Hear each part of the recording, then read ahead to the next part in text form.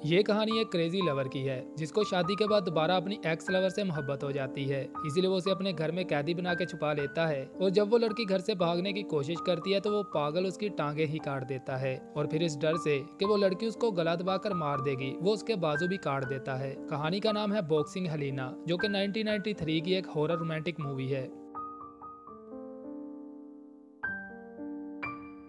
कहानी की शुरुआत एक फ्लैशबैक को दिखाने से होती है, जहां हम एक छोटे बच्चे निक को देखते हैं जो कि सीढ़ियों पर उदास बैठा अपनी मदर को दूसरे आदमियों के साथ पार्टी करता हुआ देखता है। इससे हमें यह पता चलता है कि निक की मदर एक बुरी औरत थी और उसके कई मर्दों के साथ रिलेशन थे। फिर सीन प्रेजेंट टाइम में शिफ्ट होता है। अब निक काफी बड़ा हो चुका था और वो पढ़ लिख कर एक सर्जन बन चुका था। उसकी शादी भी हो चुकी थी मगर उसका कोई बच्चा नहीं था। निक को पता चलता है कि उसकी मदर की डेथ हो गई है, जिसकी खबर मिलते ही निक फॉर्मेलिटी पूरी करने के लिए उसके फ्यूनरल पर जाता है। इसके बाद वो अपनी मदर के घर का विजिट करता है, जो कि एक काफी पुराना घर था और निक का बचपन भी इसी घर में गुजरा था, तो वो थोड़ा इमोशनल हो जाता है। वापस आने पर निक अपने एक कलीग डॉक्टर लॉरेंस के साथ एक बार में दारू पीने जाता है। वहाँ उसकी नजर एक हरी भरी लड़की हलीना पर पड़ती है, जिसे देखकर निक को पैंट में इरेक्शन महसूस होने लगती है। दरअसल काफी पहले हलीना के साथ वो रिलेशन में रह चुका था, लेकिन कुछ प्रॉब्लम के चलते वो उसे फिजिकली सेटिस्फाइड नहीं कर पाता था, तो हलीना ने उससे ब्रेकअप कर लिया था। इसलिए उसे हलीना को किसी और के साथ देखकर जेलसी होने लगती है और वो बाहर से चला जाता है। घर आने पर वो अपनी वाइफ से मिलता है और वो मन ही मन में हलीना को अपनी वाइफ से कंपेयर करने लगता है। और वो कहते हैं ना, घर की मुर्गी दाल बराबर। उसे अपनी वाइफ को लेकर भी ऐसी ही फीलिंग आती है। उसे हलीना को याद करते हुए बेचैनी होने लगती है और वो पागल का बच्चा आधी रात को जॉगिंग पर निकल जाता है। रास्ते में उसे हलीना की गाड़ी नजर आती है और वो हलीना को स्पाई करने के लिए एक दरख्त पर चढ़ जाता है। मगर उस टाइम हलीना अकेली नहीं थी, बल्कि उसका एक बॉयफ्रेंड रे उसके साथ था और वो दोनों इंटीमेट होने की तैयारी कर रहे थे। ये देखकर निक की जल जाती है और उसे लगता है कि उसके हिस्से की मिठाई कोई और खा रहा है। वो पेड़ से उतरता है और एक पीसीओ से अपने दोस्त लॉरेंस को कॉल करता है।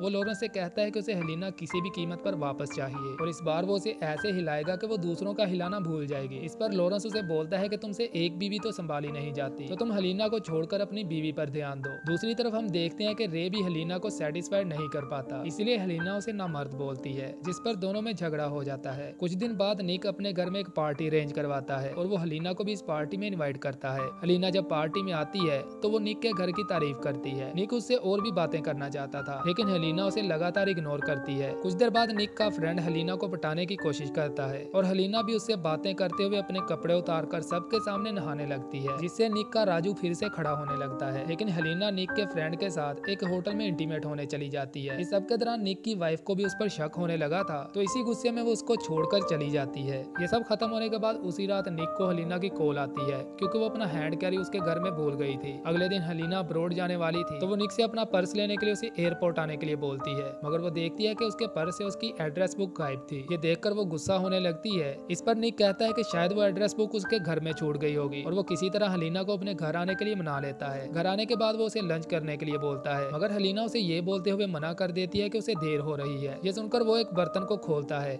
जिसमें हलीना की एड्रेस बुक पड़ी थी, जिससे हलीना को शक हो जाता है कि निक ने यह सब जानबूझकर किया था। मतलब वो किसी भी तरह से हलीना को अपने घर में लाकर उससे इंटीमेट होना चाहता था। हलीना उसे लूजर बोलकर वहां से जाने लगती है, मगर वो जैसे ही रोड पर आती है एक तेज रफ्तार गाड़ी उसे उड़ा देती है, जिससे हलीना बेहोश हो जाती है और उसकी एक टांग भी टूट जाती है। अब निक एक सर्जन था, तो वो इस मौके का फायदा उठाता है। वो हलीना को अपने घर में लाता है और उसके दोनों ही पाँव काट देता है। फिर हलीना को जब होश आती है तो वो अपनी हालत देखकर रोने लगती है और वो निक को ही अपनी इस हालत का जिम्मेदार मानती है। अब दिन रात निक उसका ख्याल रखने में लग जाता है और बहुत से दिन ऐसे ही गुजर जाते हैं। वो हलीना को अपने घर में छुपा कर रखता है और इसी दौरान वो हलीना को ह्यूमिलेट भी करता है। एक दिन मलीना निक से पूछती है कि उसने उसे अपने घर में क्यों रख रखा है, तो निक कहता है कि वो उससे प्यार करता है। इस पर हलीना कहती है कि वो इस लूजर से कभी भी प्यार नहीं करेगी और ये बोलते हुए वो निक का गला दबाने लगती है, लेकिन निक किसी तरह खुद को बचा लेता है और इस डर से कि हलीना उसे जान से न मार दे वो उसके दोनों बाजू भी काट देता है, लेकिन वो अपने काम की चीजों को बचा के रखता है। अब ऐसा होने पर हलीना को अपनी हालत पर रोना आता है। वो निक से कहती है कि वो उसे जान से मार दे,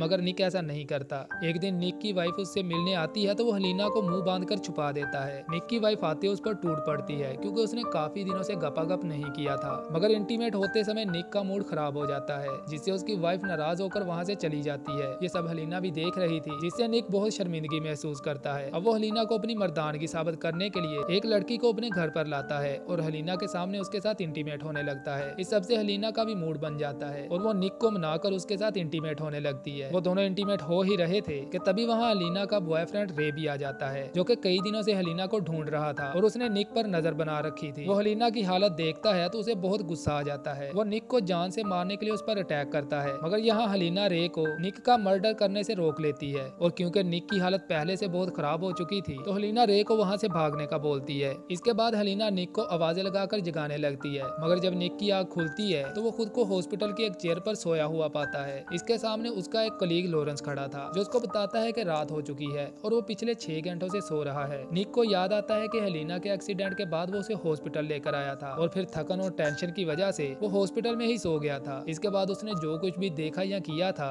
वो बस एक ख्वाब था। हलीना अभी भी हॉस्पिटल के एक बेड पर पड़ी थी और उसका ट्रीटमेंट जारी था और इसी के साथ ये मूवी यहीं पर एंड हो जाती है।